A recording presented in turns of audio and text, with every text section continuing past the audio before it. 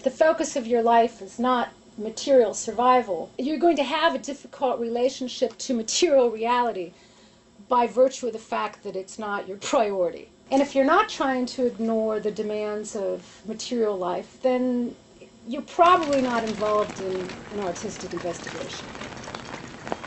You might be in the art business, but you're not really involved with art.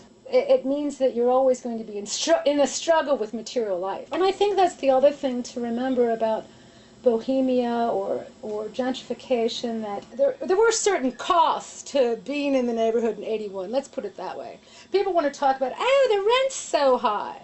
We were the only ones willing to pay to live in those apartments. Anything's better than middle America. We were willing to pay the price to not just get trapped immediately straight out of school into a middle-class conventional existence. I mean, that's the broader picture of the history of Bohemia here. That's the 20th century in Manhattan, from the West Village and then moving into Soho in the East Village, what we call downtown. Whereas Soho, they really pioneered the property itself. I mean, the people were moving into places with no running water and no electricity. I mean, that was real kind of pioneering. Now it's like marketed everywhere. Loft living. I mean, the original loft living was pretty rough stuff. And in that case with Soho, you see artists creating a whole new architectural type of lifestyle. I mean, loft living was created by abstract expressionist painters.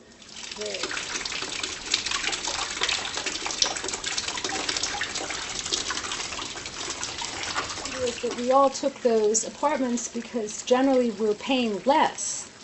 We're trying to keep our overhead low so we could put our time and energy into art making, not into wealth making or real estate. Maybe some of today's 20-something set would be willing to take some dump on Avenue B for $500 a month, but it's not there. Now you've got to take a dump that has that's been renovated like a small town American cheap apartment for $2,000 a month.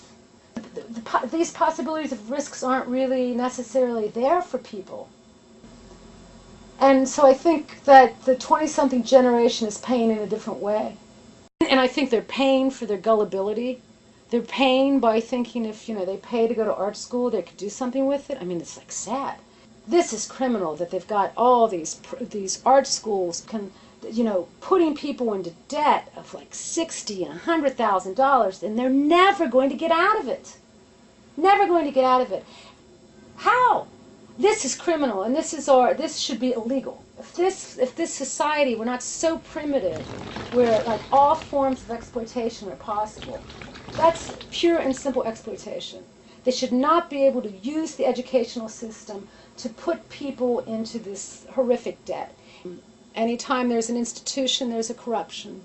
I think, unfortunately, that the 20-something generation is really going to pay for this gullibility, this naivete, this attempt at safety, because instead of going gangbusters into these dumpy tenements, picking up guitars, they go to art school and pay $60. They do the safe thing. Well, go to the institution, and then they, at least if you just went with a guitar on Avenue B in '79, okay, maybe you got a heroin addiction or a drinking problem, but you didn't get a $60,000 debt, right? Which I think you could get over addiction and alcoholism faster than $60K debt with a bad school degree.